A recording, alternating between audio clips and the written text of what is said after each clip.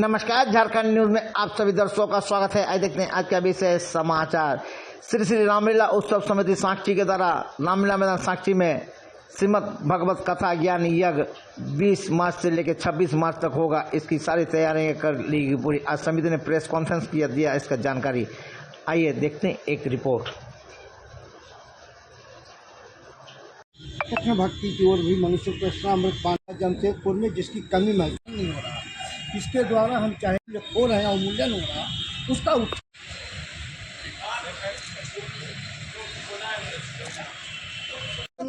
आपको पहले भी बताया और फिर बता रहा हूँ कि मेरा उद्देश्य है कृष्ण भक्ति का भी जागरण करना।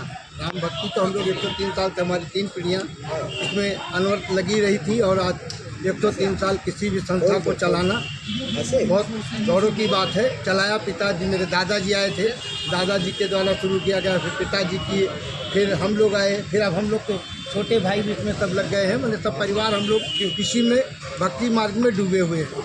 अब हम लोगों ने विचार किया कि कृष्ण भक्ति का भी कुछ या जन जागरण होना चाहिए, तो हम लोगों ने कृष्ण भक्ति के रूप में श्रीमद् भागवत का चयन किया। श्रीमद् भागवत एक ग्रंथ नहीं है, किताब नहीं है, ये मानव जीवन की आचार संहिता है। मानव जीवन शुरू से अंत तक कैसा होना चाहिए, कैसा चलना चाहिए, उसका दर्पण है।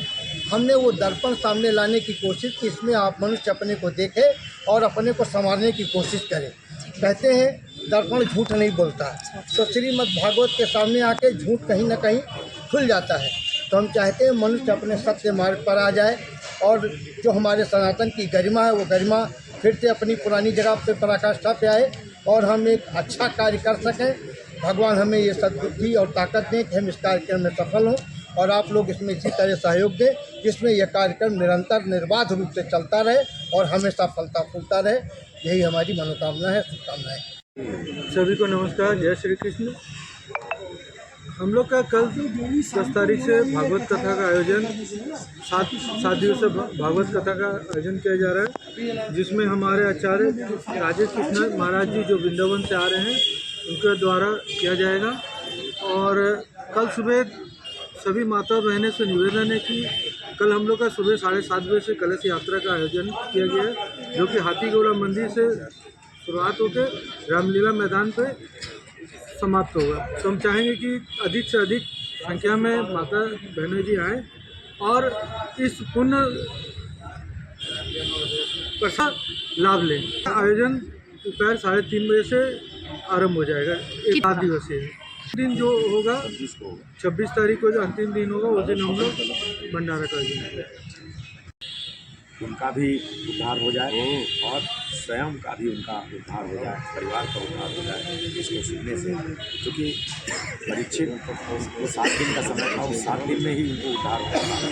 यही भागवत उनको सुनने के बाद उद्धार प्राप्त हुआ, आत्मा परमात्मा से मिलन हो गया। तो वही चीज़ यहाँ समाज को बताने से बच्चों में जो बात जाएगी वो आज नहीं तो कल वो देश के लिए निश्चित रूप से बच्चे